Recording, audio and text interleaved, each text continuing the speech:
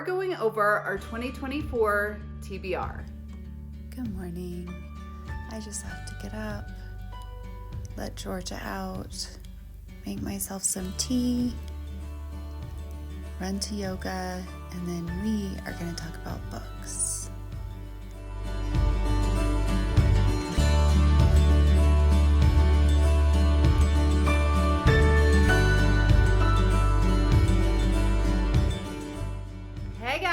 Welcome back to my channel. Just kidding. We're going over our 2024 TBR. I'm Julie with Mysteries and Mountains, and today I'm sharing part 2 of the 24 books you should read in 2024. What I'd like to do is provide this list, and then at the end of the year, we'll check back and see how many of the 24 books we actually read. If you didn't see the first video, please check out part 1, where I share the first 12 books you should read in 2024. Here are the second 12 books you should read. Number 13 is The Mystery Guest by Nita Prose. I love Nita Prose. I love Molly the Maid. I love the Maid. I love Nita Prose. Molly the Maid is back in this book, which is also set in the Regency Grand Hotel. There's another murder, and Molly is back to solve the mystery. I'm so excited. I can't wait for this cozy mystery. I'd like to save this one. I think I want to save this one for a cozy fall read because Nita Prose is like the coziest writer ever. Number 14 is The Winter Spirits by Bridgit Collins et al. This is a collection of short historical and gothic fiction stories, all with a Christmas theme. So this one I will definitely save for next winter to read just before the holidays to get in the mood for Christmas.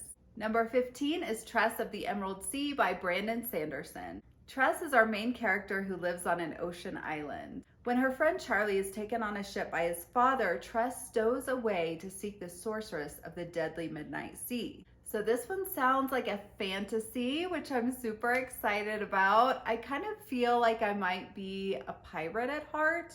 I think I was probably a pirate in a past life. I feel like I'm gonna relate to this one.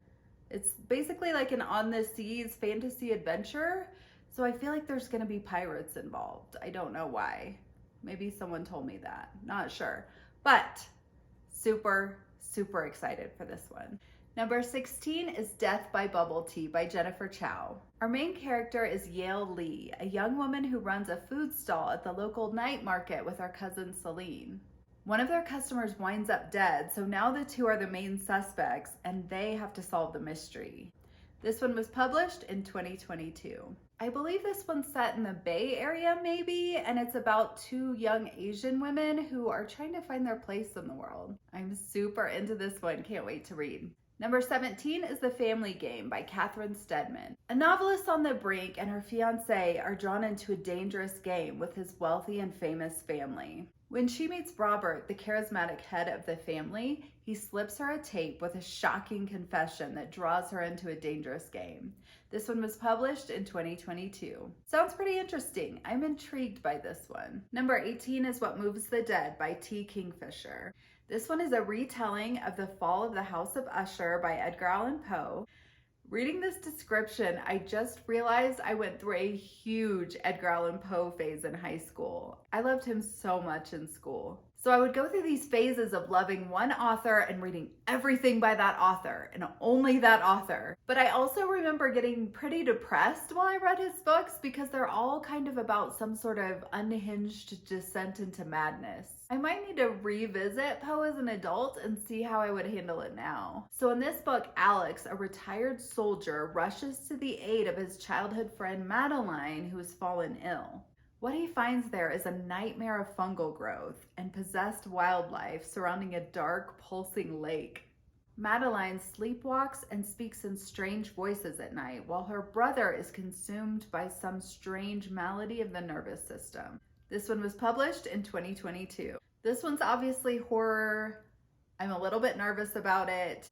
I kind of get down when I read horror. Does anyone feel that way? Do you ever get depressed when you read horror? It kind of gets me down. It's been a while since I picked up a horror novel, so let's use this one as an experiment and kind of see where we're at. Number 20 is Such a Quiet Place by Miranda. Our main character, Harper, lives in a sleepy, close-knit lakeside community called Hollow's Edge. The neighborhood's rocked when a couple who lives there is murdered. Our main character, Harper, and most of her neighbors would love to sell their homes, but they're unable to due to the scandal.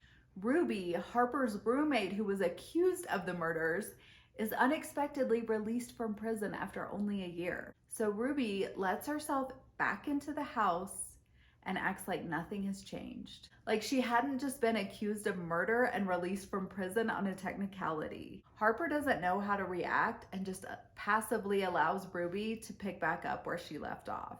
This one looks kind of insane. It was published in 2021, and that's a great title. Such a Quiet Place. Creepy, creepy, creepy. Love it. Moving on. Number 21 is The Islanders by SV Leonard. Kimberly has a chance to be on the hit show Love Wrecked, and if she couples up with one of the other contestants and wins the challenges, she could win £100,000. She really needs this money to start fresh after leaving the police force and falling apart. Once she gets to the island, she finds it's not quite the paradise she was promised, and a contestant winds up murdered. So Kimberly basically tries to solve this murder on live TV. I'm scandalized. This sounds amazing. Number 22 is Beach Read by Emily Henry. Now, I did have trouble reading Happy Place by Emily Henry, but this one is set on the beach and I'm pretty excited about it. I think I can handle it, so I'm going to try reading it on the beach. Our protagonist, January, is a best-selling author who's staying in a beach house trying to get over her writer's block. Her new neighbor is Augustus, a literary fiction author. They have nothing in common other than their writer's block. One evening, they decide to strike a deal to get out of their respective writer slumps. Will they or won't they? Look, I know I've been struggling to get into romance, but I kind of have to know if they will or they won't. Number 23 is The Woman in Cabin 10 by Ruth Ware. Lo is our main character, who's a journalist who gets invited on the maiden voyage of a yacht. It's basically like a luxury cruise for the elite. There are only 10 cabins, so there would only be about 20 guests on any given cruise. So Lo's given a press packet and she's supposed to be writing about her experiences. She forgets her mascara, so she knocks on the door to the cabin next door and borrows mascara from the woman there. Then that woman completely disappears. When Lo starts to look into it, everyone says that cabin has always been empty. So she has the mascara in her possession. She knows she borrowed it from someone. And now everyone's saying, nope, there was never anyone staying there. That cabin's always been empty. So who is the woman who answered the door? Who is the woman in cabin 10? And what happened to her? This one, oh my gosh. Oh my gosh, I can't describe. Are we excited? We're excited. Let's fucking go. Number 24 is Kitchen Confidential by Anthony Bourdain. Look, I know I'm late to the game on this one. It was published in like 2000, but that makes it even more intriguing to me. The world is such a different place now than it was back then. We had pretty much no cell phones back then, much less any other device. I mean, it was basically the Wild West. And I was a huge fan of Bourdain from the Travel Channel, so this is gonna work out great. And this is my only memoir on the list so far.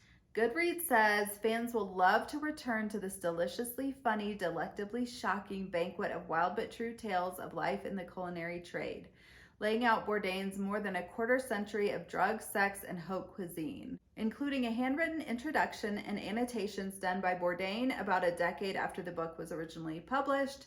This edition now features previously unpublished photos to accompany the now classic text. This sounds so fun, I cannot wait! Thank you so much for joining me, and don't forget, the next book you read could change your life. So just pick one of these and tell me about it in the comments down below. And remember, I love you and I think you're doing great. Have a great day.